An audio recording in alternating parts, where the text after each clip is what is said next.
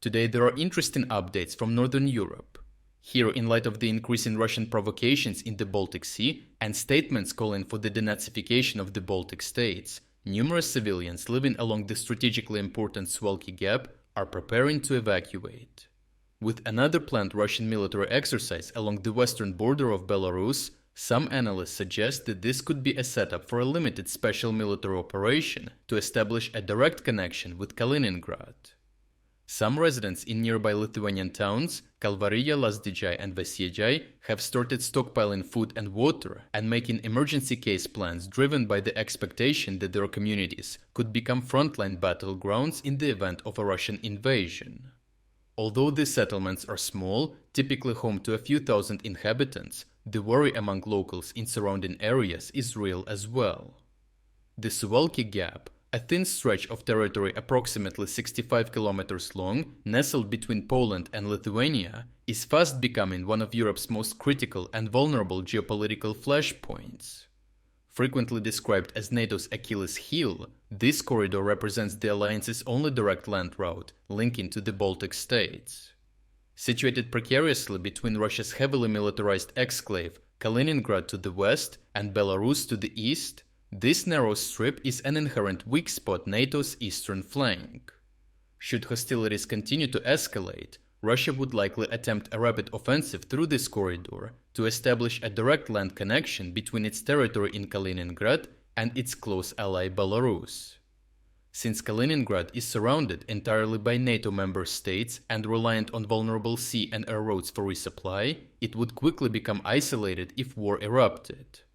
The Baltics and Poland having already closed their borders to Russia and Belarus, and NATO increasingly enforcing a strict blockade against Russia's shadow fleet ships, claiming Kaliningrad residents face starvation, blockade and genocide, could quickly become a Russian pretext for military action, credible to the domestic Russian audience.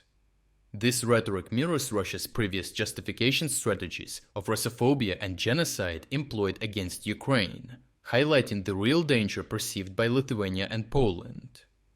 A Russian operation into the Suwalki Gap would likely unfold swiftly, aiming initially to control the dense forests along both sides of the corridor, with Russian artillery being able to fire from both sides, putting the whole area under Russian fire control. Russian forces from Kaliningrad would move south, while troops stationed in Belarus would simultaneously strike northwestward. Their first objective would be to establish positions capable of isolating the Polish town of Suwalki, preventing Poland's well-equipped military from effectively counterattacking. Consolidating these positions would grant Russia powerful defensive terrain in the densely forested areas, potentially creating a stable front line that NATO forces would struggle to breach quickly.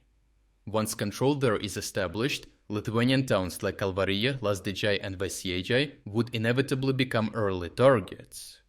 Capturing these small but strategically placed settlements would provide Russia with a crucial foothold within Lithuanian territory. This step would effectively cut the Baltic states, Lithuania, Latvia and Estonia, from NATO's land-based support and supplies. The local terrain, dotted with numerous lakes and natural obstacles, would become a significant defensive advantage for Russia, allowing them to establish and defend a 45-kilometer wide and 65-kilometer long land corridor. It would not only facilitate further troop movements between Belarus and Kaliningrad, but also significantly complicate NATO's efforts to recapture the territory quickly. The potential for this scenario explains the concerns among residents. Russia consistently reinforces its narrative around Kaliningrad, claiming persecution and isolation of ethnic Russians, while regularly transferring troops to Belarus for extensive training exercises, a strategy reminiscent of the events preceding Russia's 2022 invasion of Ukraine. Overall, not only can the Suwalki Gap's critical importance not be overstated, but also its vulnerability from a military point of view. Control of this narrow land corridor would grant a substantial strategic advantage in any conflict scenario between Russia and NATO, influencing the broader geopolitical balance in Europe. With residents expecting the worst after a series of Russian provocations and calls for denazification of the Baltics, they are now taking extra measures to be prepared for whatever comes next. If you are against the invasion of Ukraine and you want to support the work that I am doing, consider subscribing to our own independent news website.